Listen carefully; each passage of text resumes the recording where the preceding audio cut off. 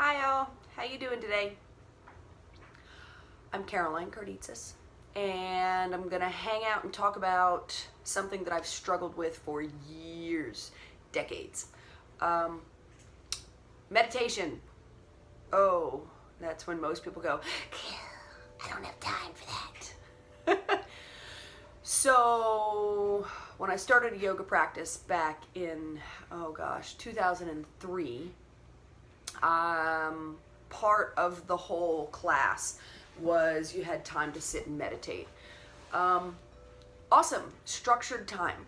I like that. You go to a yoga class, you go to whatever you're doing, a mindfulness, you sit and you are with members of your community and you're still. Your brain might not be still, but you're like, look, I made it. I made time to meditate. So since 2003 and it's now 2019, I told myself, I'm diagnosed with ADD. Well, I've decided I don't have that anymore. It's just a psychological term given to those of us with more energy than others. Yay. So what if an extra squirrel runs through my day and hides a couple of my nuts from me?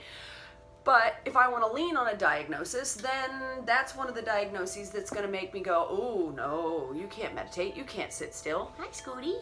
Scooty came in and yelled, she's all soggy because it's raining. But meditation in and of itself, I started looking at it more closely last year. Sure, I teach it. I personally find it's easier to sit and guide others into something that is a struggle for most people. I don't have to sit and try to wrangle my own mind. But then I've started to learn that more things than we think are meditation. So you look a little deeper, and they had us do an exercise in one of the trainings that I did last year.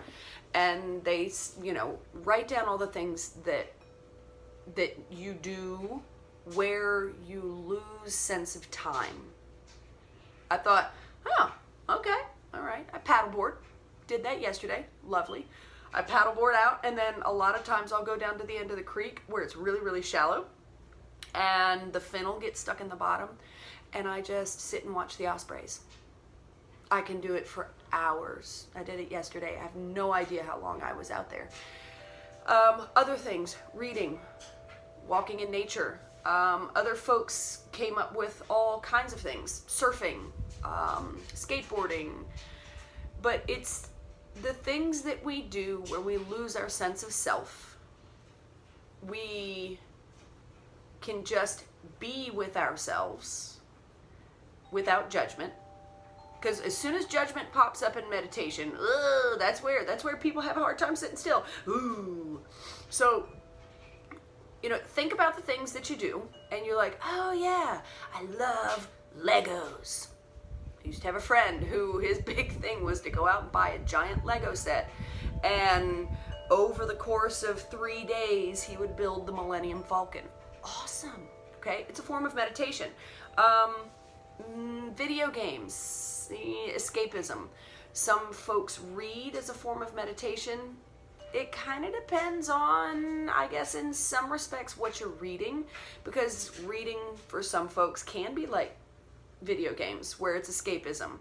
I'm going to get into the drama of somebody else's life. I'm going to get into the drama of this murder mystery. So, think about the reasons that you do the things you do. If I read to relax, marvelous. If I read to learn, marvelous.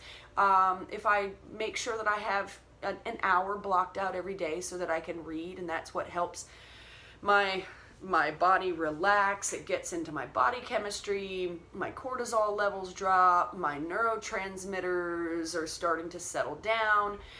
Awesome. If we can apply most of those things to whatever it is that you do, then most of us meditate more than we think we do.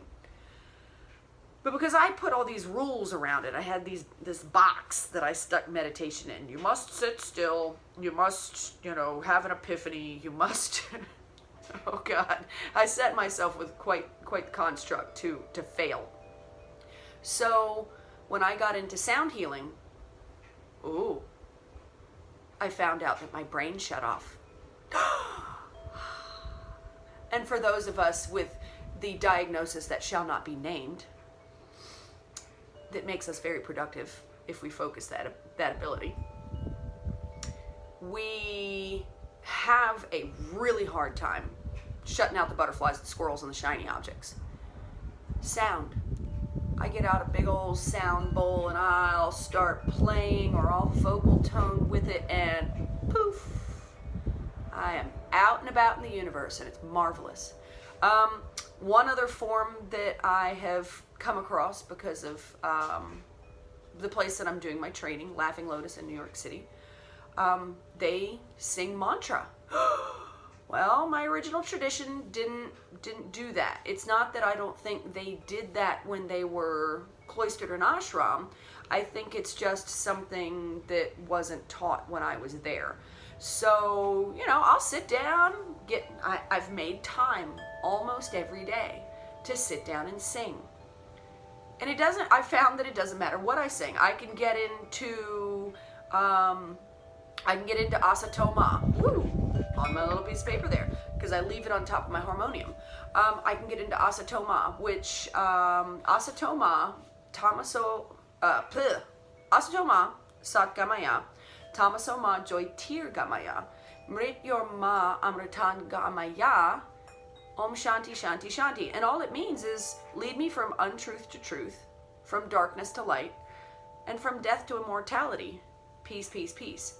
So, we go, ooh, I'm from down south. Ooh, these are Sanskrit mantras. Ooh, that's cult stuff. Ooh, we don't get into that. Growing up in Christian household. I'm learning as we get older, there are way more paths than I originally thought or was originally taught. Was it wrong? Absolutely not. It was beautiful. Some things speak to me louder than others. I will sit down and jam out this little light of mine. Awesome! That has a lot of meaning to me. My mom sang it to me when I was a baby. I sang it to Zoe. And I still sing it to her. And she's 8 years old. Hi, Scooty. And then I sing it to Scooty sometimes. She doesn't like it much. You are my sunshine. There are lots of things that are mantra within English speaking culture that they don't have to sound strange. So a lot of folks, that get into Glee Club, a lot of folks that get into performance, the singing aspect, it settles neurotransmitters. It soothes the mind and body. It lowers cortisol levels. It adjusts brain chemistry. So, we get into music and we, put in our little stuff them in our ears, and we, or get in the car and turn it way up. And depending on what we listen to, it can either enhance body chemistry, it can build us up. A certain beat ratio is what they use in fitness classes, like in my weightlifting classes that I teach. Certain beat ratio is what we use to build energy. Other ratios, like the hertzing ranges, what we can use for healing range.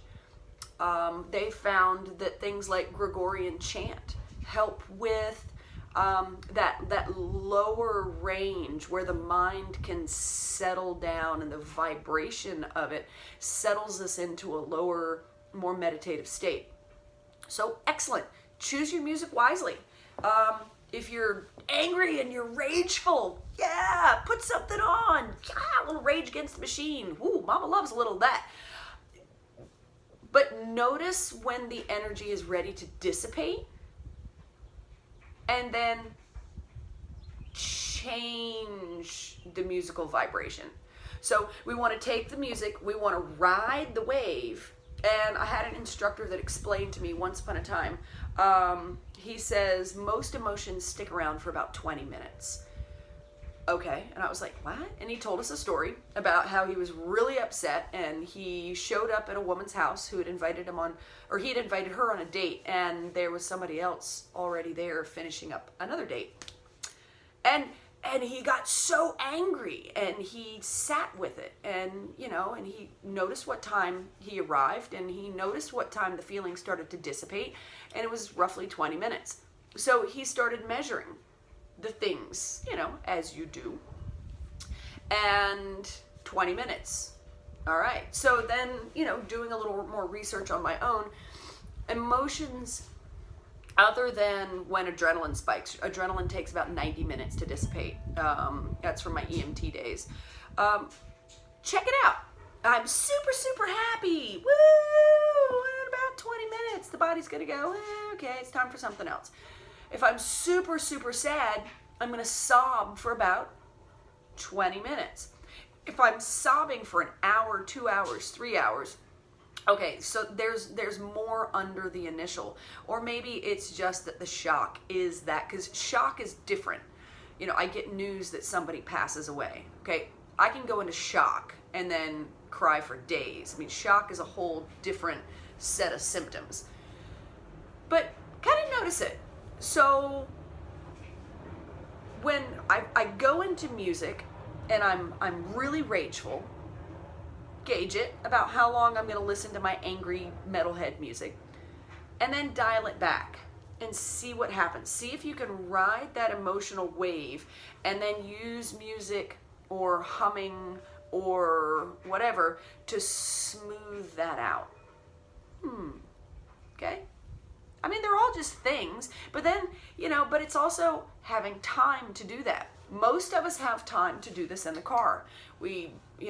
That's why road rage is such a big deal. We have something happen at work, we have something happen wherever it is, and because our culture has vehicles built into it, I can now get in my car and get away from the argument that I just had or whatever it is. So now I've got like millions of people on the road that have not had a good day, that have not had a good year, that have just been fired, that have just gotten really bad news, that were broken up with, and road rage happens. The honking, the fingers out the window, bah! All right, so you're sitting in your car and you've had a really good day. Woo! You're listening to your music and somebody in front of you does something. You watch this interaction between one person's explosive releasing of whatever the tension is that they're having behind the wheel. Ooh, a moving 2, 3, 4, 5,000 pound vehicle. And they will explode at someone else because they're trying to get rid of this energy. So you get rid of the energy, that you watch this go on, or God forbid they explode at you. Ooh, who's had that happen? Or who's done it? Ooh, I can honestly say I've done that. You explode, you cut me off, and you're honking your horn and you're freaking out. And with about 20 minutes, you feel a little better. Sadly, the person in the car next to you that may not have been having the best day on the planet, that wasn't going to explode, now feels as bad as you did. And they're going to, and it just goes on and it goes on and it goes on. So rounding on that, meditation. If we're having issues with being more explosive lately, if we're having issues with more crying, or maybe we just feel pretty good, but I don't have time. I don't have time to meditate. I can tell you, I list my day. I will list my day for you and go, I don't have time. I don't have time to sit still. Okay, do a walking meditation. Go out, one foot in front of the other. See if you can notice each foot hitting the pavement or the grass. Count your steps. Count each flower that you pass, as long as they're individual flowers. I mean, you could always stop in an azalea bush and count all the flowers in the spring. Perfect meditation. It was like that Tom Cruise movie back in the day, and the guy was looking at the cherry blossoms, and he was saying how he'd been spending however many years looking for the perfect cherry blossom. And in the end of the movie, when he's dying in Tom Cruise's arms, and he looks at the cherry blossoms and he realizes it's not that one that's perfect. They're all perfect. Dude, have that moment. Yes! But you can do this in a lot of ways. So check out what is meditative in your world, do more of it. Or pick a time to sit down every day. I don't actually have a time unless I want to lose more sleep, which I don't get a lot of.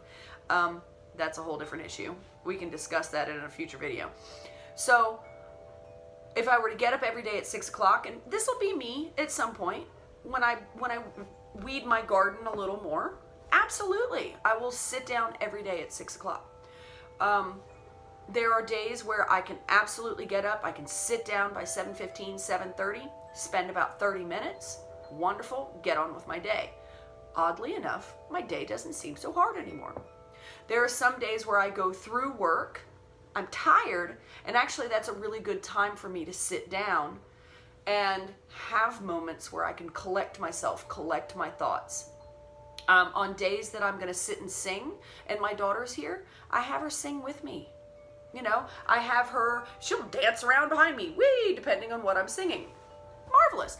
So putting it into life isn't actually as hard as I always thought it was going to be.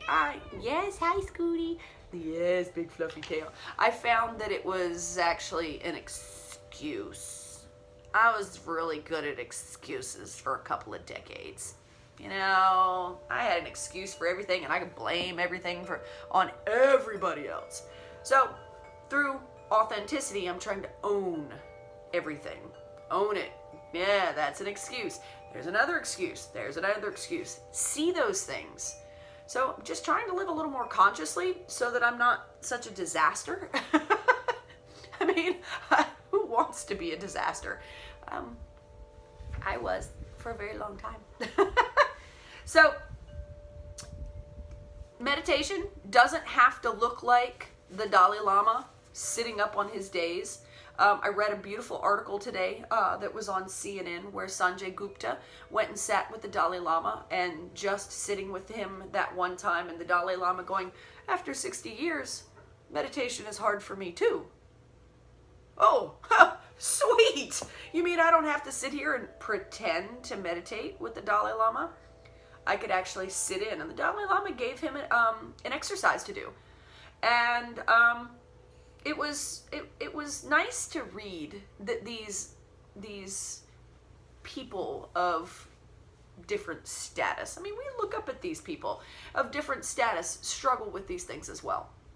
So if the struggle is great in life, awesome. It's really time to find what it is that's meditative for us and sit down or go out and do those things. Because we are no good to other people when the squirrels are taking over the castle. And oh my God, I have like Ferris wheels for squirrels, and I have carousels for squirrels, and I've got storage units for nuts. Come on, who doesn't need to meditate? So it is something that I'm picking up. It is something that I'm making time for.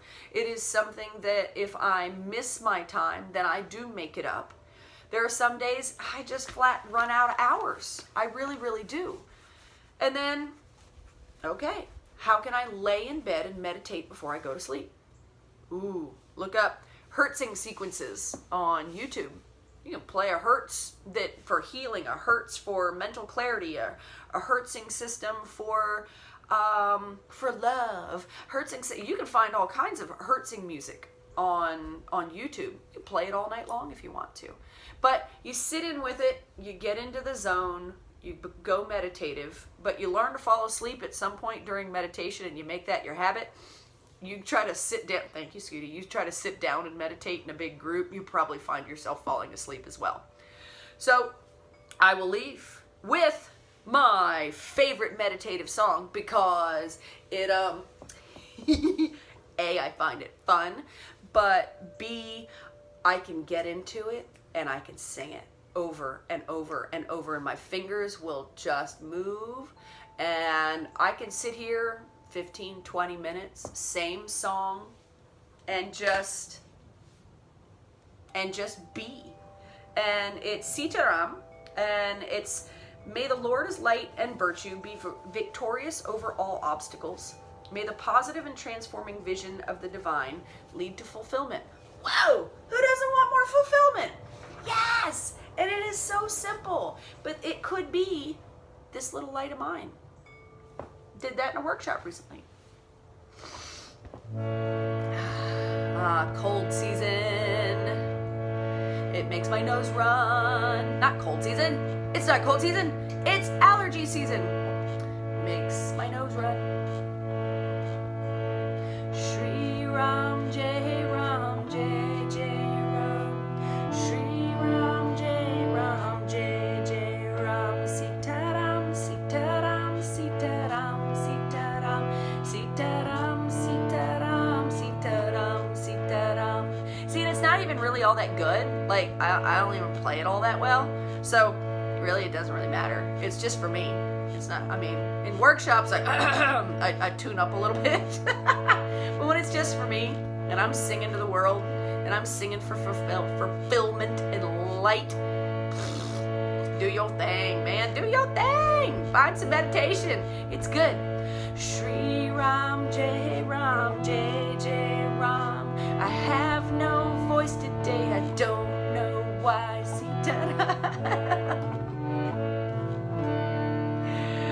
All right. You guys have a wonderful weekend. See ya.